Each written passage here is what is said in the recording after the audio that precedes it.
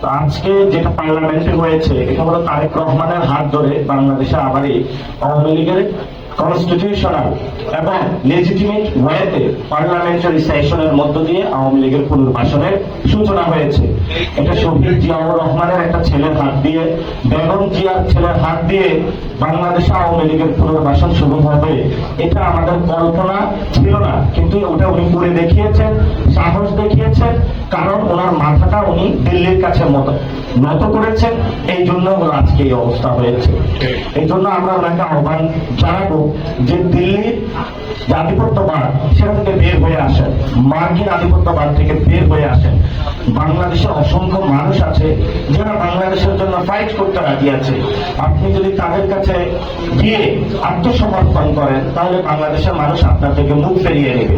আজকে সালাউদ্দিন সাহেব বললেন যে অভ্যুত্থানের পরে চুপ্পুর কাছে যারা উপদেষ্টা ছিল তারা কেন শপথ নিয়েছিল। সেই সময় আমরা কিন্তু চাইনি, শুধু একমাত্র বিএনপির কারণে। আমি প্রত্যেকটা পলিটিক্যাল পার্টির দরজায় নক করেছিলাম। আমি মির্জা ফখরুল থেকে শুরু করে জামায়াত ইসলামী প্রত্যেকটা ইসলামিক আন্দোলন থেকে প্রত্যেক রাজনৈতিক দলের কাছে গিয়েছিলাম এই চুপ্পুর পদত্যাগের দাবিতে। আমরা মাঠের আন্দোলনরত ছিলাম।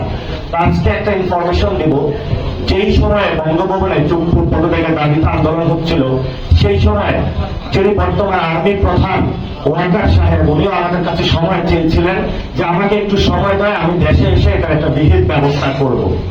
তো সেই সময় আমরা ধৈর্য ধারণ করেছিলাম রাষ্ট্রের স্ট্যাবিলিটির জন্য।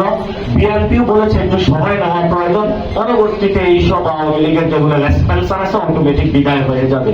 কিন্তু আজকে আমরা দেখলাম যারা আওয়ামী লীগের রেসপেন্সার আছে তাদেরকে ক্ষমতার মুখে তারা অন্ধ হয়ে তাদেরকে হলো তারা তাদের ঘাড়ে তুলে নিয়েছে। এই জন্য আমি বলি যে সংসদটা অদ্ভুত এক রকমের সংসদ হয়েছে। রাষ্ট্রপতি হলো আওয়ামী লীগের, তারপর হলো প্রধানমন্ত্রী হলো বিএনপি, আর বিরোধী দলীয় নেতা হলো জামায়াতের। অর্থাৎ এই খিচুড়ির মধ্যে সবই কিছু রাখা হয়েছে। তো যেই খিচুড়ির মধ্যে আসলে আওয়ামী লীগ থাকবো সেই খিচুড়ি আসলে বাংলাদেশের মানুষ খাবে না, এটা আমাদের স্পষ্ট বার্তা।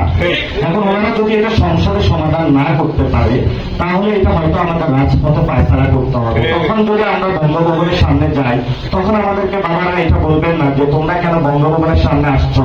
তখন আমাদের এই প্রটেস্টকে আপনারা মব বলে বা অন্য কোনো কিছু বলে আখ্যা দিবেন না।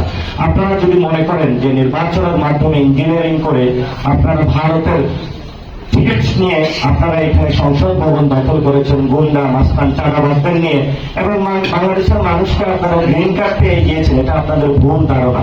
এবং যেই দল আপনার মেরুদণ্ড ভেঙেছে, যেই দল আপনার মাকে হত্যা করেছে, সেই দলেরই আপনি আজকে বৈধতা উৎপাদন করতে অফিস করতে আপনি সর্বাগ্রে ভূমিকা পালন করেছেন। এটা জাতির সাথে ডিরেক্ট একটা গাদ্দারি।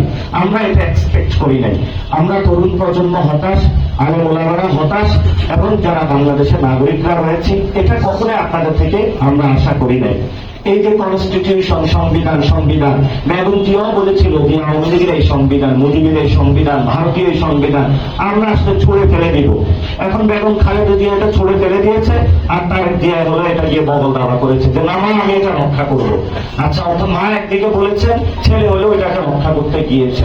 এটা হলো আসলে ওই যে বলে না যে মা একটার জন্য আন্দোলন করেছেন আর ছেলে হলো বিরোধী পক্ষে হলে যোগ দিয়েছেন।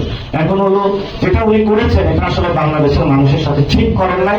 আমরা আশা করব প্রধানমন্ত্রী উনি যেই হোক না করে ওনাকে অ্যাকাউন্টেবিলিটি এবং রেসপন্সিবিলিটির জায়গায় আসতে হবে।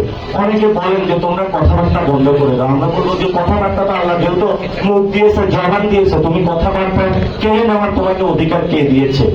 সংবিধান আমাকে অধিকার দিয়েছে। যতদিন আমরা বেঁচে থাকি ততদিন কথা বলে যাব, কারণ কথাটাই তো ইম্পর্টেন্ট। কারণ এই কথা বলারই তো রাইটসটুকু আমাদের আছে, বাকি সবটুকু তো কেড়ে নিয়েছেন ভারতের বিভিন্ন আধিপত্যবাদ শক্তির মাধ্যমে। এই জন্য সেনাবাহিনী থেকে শুরু করে সিভিল সোসাইটি যারা আপনি সম্মতি উৎপাদন করছেন আওয়ামী লীগের পক্ষে, আপনারা যদি এটা করতেই থাকবেন তাহলে ভবিষ্যৎ যে পরিস্থিতি সেই পরিস্থিতি হলো বাংলাদেশকে আপনারা একটা আফগানিস্তানের মতন যুদ্ধ বিধ্বস্ত দেশের দিকে নিয়ে যাচ্ছে।